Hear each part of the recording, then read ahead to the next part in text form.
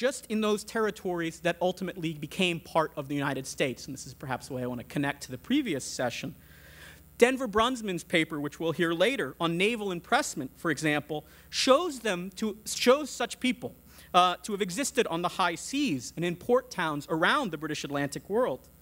Beyond this, I think that we should be aware that the disaffected existed in Britain, in other British Atlantic colonies, in Indian country, and in Britain's increasingly global late 18th century empire. A last point.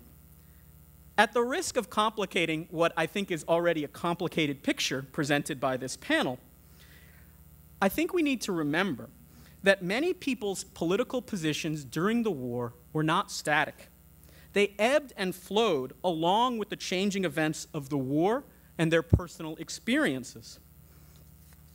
My research on Rhode Islanders had led me to believe that the local chronology of conflict was probably as or more important to these dynamics than the wider course of the war.